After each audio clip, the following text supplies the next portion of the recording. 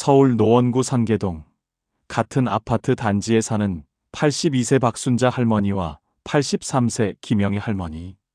두 분 다 남편 없이 혼자이고 자식 둘씩 키웠고 평생 자식 뒷바라지하며 사셨습니다. 20년 전만 해도 두 분 다 비슷한 형편이었어요. 작은 상가 건물 하나씩 있고 월세로 생활비 나오고 자식들 다 출가시키고 홀로 사는 삶. 그런데 지금 두 분의 삶은 완전히 다릅니다. 한 분은 자식 집에서 생활비 받으며 눈치 보고 한 분은 혼자 살지만 당당하게 자기 돈으로 자기 인생을 삽니다. 두 분은 왜 이렇게 달라졌을까요? 차이는 단 하나였습니다. 자식에게 무엇을 넘겼는가? 무엇을 지켰는가? 오늘 이 이야기를 끝까지 들으셔야 합니다. 왜냐하면 이 30분이 여러분의 노후를 바꿀 수 있기 때문입니다. 착해서 무너진 노년, 사랑해서 빈손이 된 부모. 요즘 이런 분들이 너무 많습니다. 지금부터 말씀드리는 세 가지만 지키시면 여러분의 노후는 편안하고 존엄하게 지켜집니다. 자, 그럼 시작하겠습니다. 박순자 할머니는 요즘 자식 집에서 눈치를 봅니다. 병원 가고 싶어도 며느리 눈치가 보이고 친구들 만나러 나가고 싶어도 교통비가 부담스럽습니다. 왜냐하면 생활비를 아들에게 받기 때문이에요. 8년 전 아들이 사업 자금이 필요하다고 했을 때 할머니는 그 건물을 넘겼습니다. 괜찮아. 엄마 생활비는 내가 책임질게라는 말을 믿고요. 처음 2년은 정말 괜찮았어요. 아들이 매달 200만 원씩 꼬박꼬박 줬고 할머니도 우리 아들 잘 됐다며 흐뭇해했습니다. 그런데 시간이 지나면서 달라졌어요. 아들 사업이 어려워지자 생활비가 150만 원으로 100만 원으로 줄었습니다. 그리고 지금은 엄마, 이번 달은 좀 힘들어. 다음 달에 몰아서 줄게요. 라는 말을 듣습니다. 할머니는 아무 말도 못해요. 이미 자기 돈이 아니니까요. 반면 김영희 할머니는 여전히 혼자 살지만 표정이 다릅니다. 아침에 일어나 커피 한 잔 마시고 친구들과 점심 약속 잡고 손주 보고 싶으면 용돈 쥐어주며 불러서 봅니다. 병원비 걱정도 없고 간병인 쓸 돈도 있고 무엇보다 누구 눈치 안 보고 자기 돈으로 자기 인생을 삽니다. 할머니도 아들한테 부탁을 받았어요. 엄마, 그 건물 내 명의로 해주면 세금도 아끼고 나중에 상속도 편해요. 하지만 할머니는 단호했습니다. 아들아, 그건 안 된다. 이건 엄마 생존선이야. 내가 잘 되든 안 되든 엄마는 끝까지 내 발로 서야 해. 아들은 서운해했지만 지금은 이해합니다. 엄마가 무너지지 않으니 자기도 편하다는 걸요. 같은 동네, 비슷한 나이, 비슷한 출발. 그런데 왜 한 분은 눈치 보며 살고 한 분은 당당하게 살까요? 이 차이를 만든 건 바로 기준이었습니다. 노후에 자식에게 재산을 줄 때 많은 부모들이 착각하는 게 있습니다. 내가 다 줘야 자식이 편하다. 어차피 다 내 자식 갈 건데. 미리 주는 게 낫다. 나는 조금만 있으면 된다. 이 생각이 얼마나 많은 어르신들을 무너뜨렸는지 아십니까? 문제는 나쁜 자식이 아니에요. 착한 부모가 기준 없이 주는 겁니다. 자식이 나쁜 사람이어서가 아니라 구조가 바뀌면 관계도 바뀌기 때문입니다. 실제로 70대 후반 한 할아버지 이야기입니다. 78세 이철수 어르신. 평생 성실하게 살았고 작은 건물 2채를 모았습니다. 딸 하나, 아들 하나 키웠고 둘 다 대학 보냈어요. 5년 전 딸이 남편 사업 자금이 필요하다며 건물 하나를 담보로 빌려달라고 했습니다. 할아버지는 거절하기 어려웠어요. 그래서 아예 명의를 넘겼습니다. 딸아, 그냥 내 거 해. 아빠는 하나 있으면 돼. 딸은 고마워했고 처음에는 매달 찾아왔습니다. 그런데 2년쯤 지나자 전화가 뜸해졌어요. 3년째엔 명절에만 왔고 지금은 전화해도 아빠 바빠, 나중에 연락할게 하고 끊습니다. 할아버지가 나쁜 부모였나요? 아닙니다. 딸이 나쁜 자식인가요? 그것도 아닙니다. 단지 구조가 바뀐 겁니다. 줄 게 없어지니 찾아올 이유도 줄어든 거예요. 또 다른 이야기. 81세 최명자 할머니. 아들이 집을 사려는데 계약금이 부족하다고 했습니다. 할머니는 평생 모은 적금 8천만 원을 꺼내줬어요. 엄마, 나중에 꼭 갚을게. 우리 집 사면 엄마도 모실게요. 3년이 지난 지금 아들은 돈을 갚지 않았고 할머니를 모셔가지도 않았습니다. 할머니가 돈 이야기를 꺼내면 며느리가 눈치를 주고 아들은 엄마가 자식한테 그렇게까지 해야 돼? 하고 서운해합니다. 할머니는 말합니다. 내가 미쳤지. 노후 자금을 왜 줬을까? 그때 그 돈이 있었으면 지금 내가 이렇게 초라하지 않았을 텐데. 이 이야기들의 공통점이 뭘까요? 자식이 특별히 나쁜 게 아니라는 겁니다. 부모가 경계 없이 다 줬기 때문에 자식도 그게 당연하다고 느끼게 된 거예요. 인간관계에는 심리학 용어로 호혜성의 원리라는 게 있습니다. 서로 주고받을 때 균형이 생기고 존중이 생긴다는 뜻이에요. 그런데 한쪽이 일방적으로 다 주면 받는 쪽은 고마움보다 익숙함을 느낍니다. 그리고 익숙해지면 그게 권리처럼 느껴져요. 그렇다면 자식에게 절대 넘기면 안 되는 건 뭘까요? 전문가들과 실제 노후를 잘 보내고 계신 시니어들의 공통된 조언을 정리하면 딱 3가지입니다. 첫 번째, 매달 들어오는 현금 흐름입니다. 월세, 이자, 연금, 배당 같은 고정 수입 말입니다. 이게 끊기는 순간 눈치를 보게 됩니다. 재산의 크기는 중요하지 않아요. 중요한 건 매달 내 통장에 돈이 꼬박꼬박 들어오느냐입니다. 월 100만 원이든 200만 원이든 그게 4명의 계좌로 들어오면 나는 독립적입니다. 하지만 그 돈줄을 자식에게 넘기는 순간 나는 의존적인 존재가 됩니다. 부산 서면에 사는 77세 김정순 할머니. 이분은 10년 전 아들에게 상가 건물을 넘겼습니다. 매달 월세 300만 원 나오던 건물이었어요. 아들은 엄마 생활비 300만 원 계속 드릴게요 약속했고 처음엔 지켰습니다. 그런데 건물 관리비가 오르고 공실이 생기고 아들 사업이 어려워지자 생활비가 줄기 시작했어요. 200만 원, 150만 원, 그리고 지금은 100만 원. 할머니가 뭐라고 할 수 있나요? 이미 건물은 아들 겁니다. 할머니는 말합니다. 그때 건물을 내 이름으로 두고 월세만 받았으면 지금도 내가 당당했을 텐데. 아들 사정이야 이해하지만 내 노후까지 흔들릴 줄은 몰랐어. 반대 사례도 있습니다. 대구에 사는 70세 홍길순 할머니. 이분도 작은 상가가 있었고 아들이 명예 이전을 부탁했습니다. 하지만 할머니는 거절했어요. 아들아, 건물은 내 이름으로 둘 거야. 대신 네가 필요하면 월세에서 얼마는 보태줄게. 그리고 실제로 그렇게 했습니다. 매달 월세 150만 원 중 50만 원은 아들에게 보내고 100만 원은 본인이 씁니다. 10년이 지난 지금도 할머니는 당당하고 아들과의 관계도 좋습니다. 왜냐하면 할머니가 주는 돈은 도움이지 의무가 아니니까요. 두 번째, 본인만 아는 비상금입니다. 이건 병원비, 간병비, 요양원비, 갑작스러운 장례비까지 포함됩니다. 많은 분들이 착각하는 게 자식이 알아서 해주겠지입니다. 아닙니다. 현실은 다릅니다. 자식도 자기 생활이 있고 여유가 없으면 부모 병원비조차 부담스러워합니다. 그때 내 통장에 비상금 5천만 원, 1억이 있으면 나는 떳떳하게 치료받을 수 있습니다. 하지만 그게 없으면 미안해. 엄마 치료비 좀 부탁해. 라고 손 벌려야 합니다. 실제 사례입니다. 75세 박영수 할아버지. 몇 년 전 폐암 진단을 받았어요. 수술비만 3천만 원, 항암 치료까지 하면 5천만 원 넘게 들어갔습니다. 할아버지는 자식들에게 손 벌리지 않았어요. 왜냐하면 따로 모아둔 돈이 있었으니까요.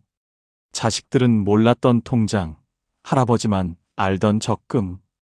그 돈으로 치료받고 지금은 건강하게 지냅니다. 할아버지는 말합니다. 자식들한테 미안한 마음 안 들고 내가 치료받는 게 당연하다는 느낌으로 병원 다닐 수 있어서 좋았어요. 만약 그 돈 없었으면 자식들 눈치 보면서 치료 포기했을 수도 있어요. 반대로 경기도에 사는 이순덕 할머니 80세. 이분은 평생 모은 돈을 아들 사업 자금으로 다 줬습니다. 그리고 2년 전 척추 수술이 필요해졌어요. 수술비 2천만 원. 할머니는 아들에게 전화했습니다. 아들은 난처해했어요. 엄마, 지금 나도 여유가 없어.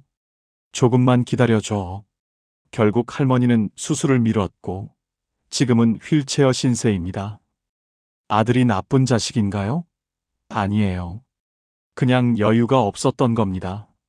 하지만 할머니는 평생 후회합니다. 내가 그때 그 돈 좀 남겨뒀으면 지금 이렇게 안 됐을 텐데. 비상금은 불신이 아닙니다. 생존입니다.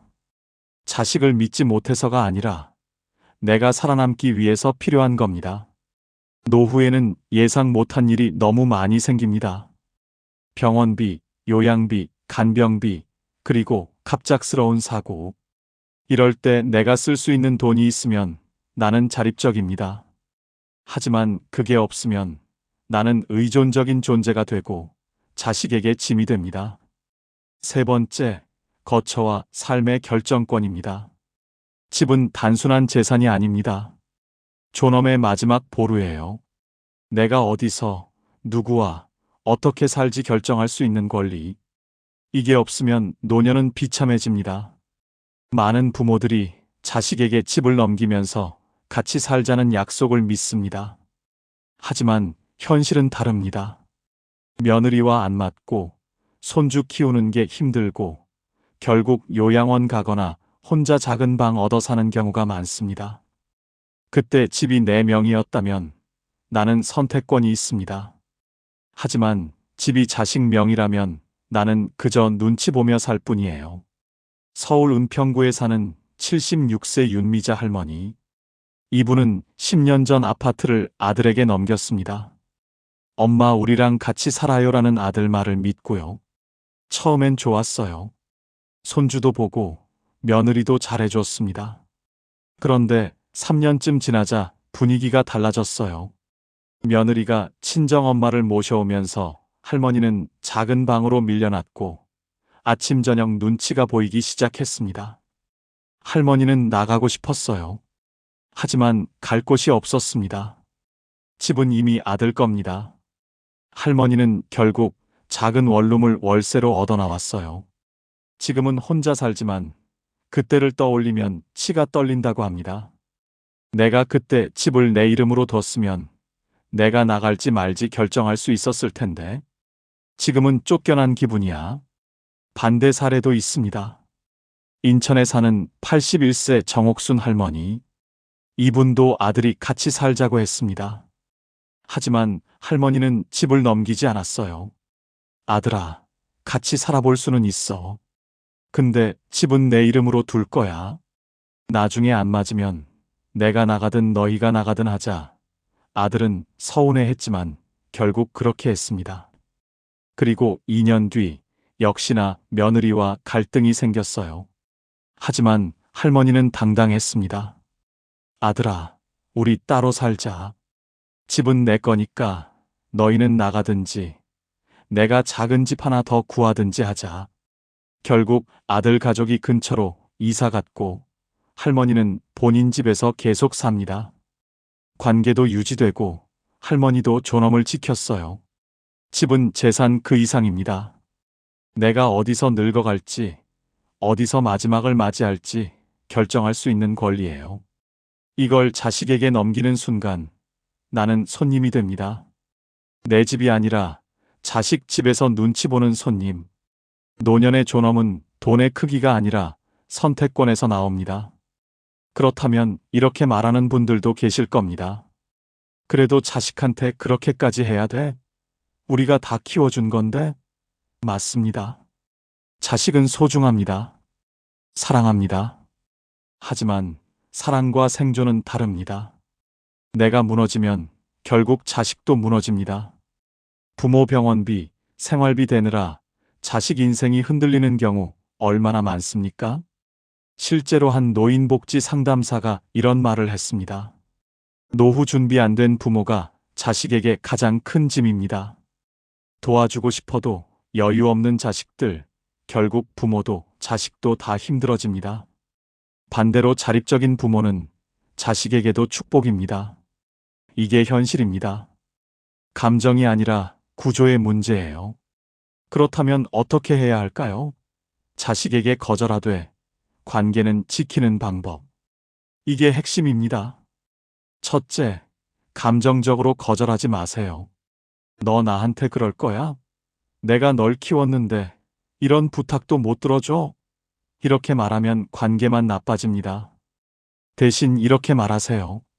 아들아, 엄마가 너 안 도와주고 싶어서 그런 게 아니야. 근데 엄마도 살아야 해. 엄마 노후가 무너지면 결국 너희 부담이 된다는 거 알잖아. 이렇게 논리적으로 사랑을 담아 설명하면 자식도 이해합니다. 둘째, 생존선 개념을 명확히 하세요. 생존선이란 절대 건드리면 안 되는 최소한의 자산입니다. 생활비, 의료비, 비상금. 이 세 가지는 무슨 일이 있어도 지켜야 합니다. 자식에게 이렇게 말할 수 있어요. 아들아, 엄마가 가진 거 중에서 이건 생존선이야. 이거 넘어가면 엄마는 무너져. 근데 이거 빼고 도와줄 수 있는 건 도와줄게. 이렇게 선을 긋되 사랑은 유지하는 겁니다. 실제 사례입니다. 대전에 사는 최영숙 할머니 73세. 딸이 전세자금 5천만 원을 빌려달라고 했어요. 할머니는 통장에 1억이 있었습니다. 하지만 그중 5천만 원은 비상금이었어요. 할머니는 이렇게 말했습니다. 딸아, 엄마가 3천만 원은 줄게. 근데 나머지 7천만 원은 엄마 생존선이야. 이건 병원비, 요양비로 써야 해. 이해해줘. 딸은 처음엔 서운해했지만 결국 이해했습니다. 그리고 지금도 관계가 좋습니다. 왜냐하면 할머니가 명확한 기준을 세웠기 때문이에요. 셋째, 미리 자식과 대화하세요. 문제가 생기고 나서 이야기하면 늦습니다. 건강할 때, 여유 있을 때 미리 대화하는 겁니다. 얘들아, 엄마 나중에 병 걸리거나 돈 떨어지면 너희한테 짐이 될 수도 있어. 그래서 엄마는 미리 준비해 둘 거야. 이건 너희를 안 믿어서가 아니라 엄마가 끝까지 당당하게 살고 싶어서야. 이렇게 말하면 자식도 존중합니다. 부산에 사는 80세 한명수 할아버지. 이분은 5년 전 자식들을 불러 모았습니다. 그리고 이렇게 말했어요. 얘들아, 아빠 재산 정리 좀 하려고 불렀어. 아빠가 가진 건 이 집하고 예금 8천만 원이야. 근데 이 중에 집하고 5천만 원은 아빠 생존선이야. 나머지 3천만 원은 너희 둘이서 나눠 가져. 근데 아빠 살아있는 동안은 집이랑 5천만 원 손 떼지 마. 자식들은 섭섭해하지 않았습니다. 오히려 고마워했어요. 아버지가 미리 정리해 주셔서 나중에 싸울 일도 없고 좋아요. 여기서 잠깐 철학적으로 생각해 볼 지점이 있습니다. 우리는 왜 자식에게 다 주려고 할까요? 그건 사랑이기도 하지만 동시에 두려움이기도 합니다. 내가 안 주면 자식이 나를 버릴까봐. 다 주면 자식이 나를 더 사랑할 테니까. 하지만 인간관계는 그렇게 작동하지 않습니다. 조선 후기 실학자 정약용 선생은 이런 말을 남겼습니다. 부모는 자식에게 은혜를 베풀되 자식에게 의지해서는 안 된다. 이게 무슨 뜻일까요? 사랑은 주되 생존은 스스로 책임지라는 겁니다. 자식에게 모든 걸 의지하는 순간 나는 독립적인 존재가 아니라 의존적인 존재가 됩니다. 그리고 의존은 존중을 깎아먹습니다. 서양 철학자 쇼펜하우어는 이렇게 말했습니다. 인간은 자립할 때 가장 존엄하다. 노년도 마찬가지입니다. 내가 내 힘으로 살 수 있을 때 자식도 나를 존중합니다. 하지만 내가 자식에게 모든 걸 의지하면 자식은 나를 책임으로 느낍니다. 사랑이 아니라 의무로요. 실제로 심리학에서는 이런 연구 결과가 있습니다. 경제적으로 독립적인 노인과 자식의 관계가 의존적인 노인과 자식의 관계보다 훨씬 건강하다. 왜냐하면 독립적인 노인은 자식에게 선택을 줄 수 있기 때문입니다. 나를 찾아올지 말지 내가 결정해라는 여유. 하지만 의존적인 노인은 자식에게 부담을 주고 자식은 의무감으로 찾아옵니다. 이게 관계를 망칩니다. 그래서 노후의 핵심은 이겁니다. 사랑은 주되 생존선은 지킨다. 자식을 도와주되 내가 무너지지 않는 선에서 돕는다. 이게 자식을 위한 길이기도 합니다. 왜냐하면 부모가 무너지면 자식도 무너지니까요. 또 하나 중요한 지점. 많은 분들이 그래도 내가 죽으면 어차피 다 자식 거 아니야? 라고 말씀하십니다. 맞습니다. 결국 다 자식 겁니다. 하지만 언제 주느냐가 중요합니다. 내가 살아있을 때 다 주면 나는 빈손으로 남은 인생을 살아야 합니다. 하지만 내가 죽은 뒤 물려주면 나는 끝까지 존엄하게 살 수 있습니다. 세무사 한 분이 이런 말을 했습니다. 노인들이 가장 많이 후회하는 게 살아생전 증여입니다. 세금 아끼겠다고 자식 좋은 일 시켜주겠다고 미리 줬다가 노후 무너지는 경우 너무 많아요. 차라리 상속세 좀 더 내더라도 살아있을 땐 본인이 관리하는 게 낫습니다. 이게 전문가의 조언입니다. 실제로 상속과 증여의 세금 차이는 생각보다 크지 않습니다. 오히려 증여했다가 생활비 부족해서 자식한테 손 벌리면 세금보다 더 큰 손실입니다. 존엄의 손실, 관계의 손실. 그리고 솔직히 말씀드리면 자식이 부모 재산을 미리 받으면 고마움이 덜합니다. 당연하다고 느껴요. 하지만 부모가 돌아가신 뒤 유산으로 받으면 그때서야 고마움을 느낍니다. 아버지가 이렇게 모아두셨구나. 우리 생각해서 아끼셨구나. 이게 인간 심리입니다. 그렇다면 정리해 보겠습니다. 노후에 자식에게 재산을 물려줄 때 반드시 지켜야 할 기준.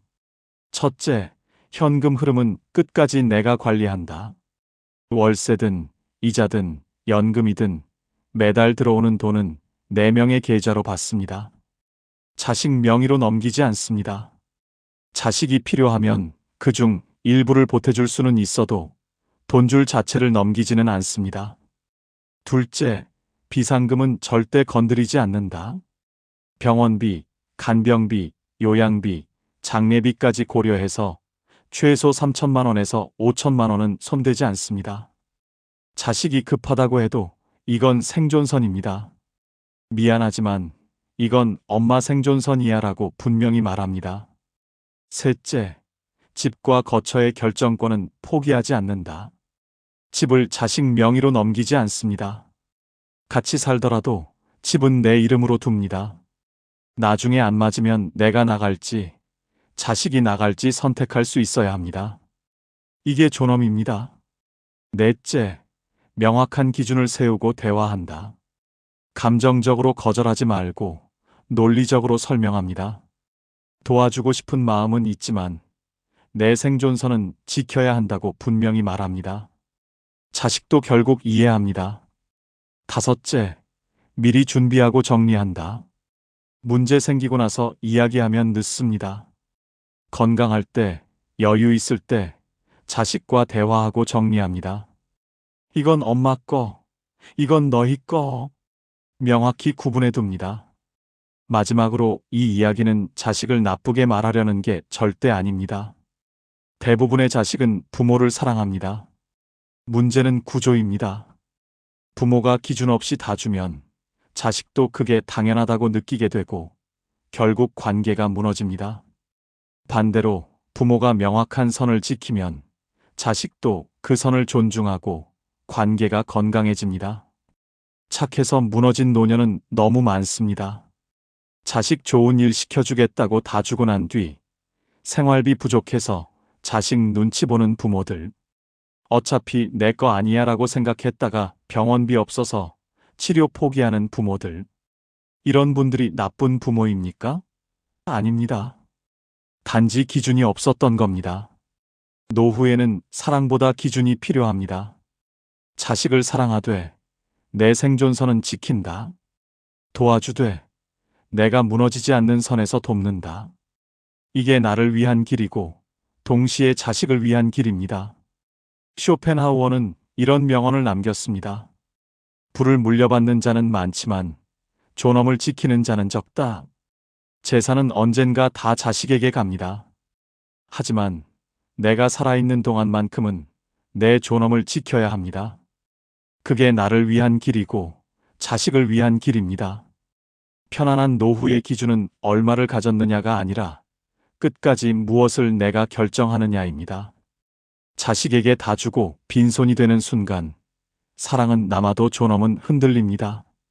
반대로 내가 선택권을 끝까지 가지고 있으면 자식과의 관계도 유지되고 나도 당당하게 살 수 있습니다.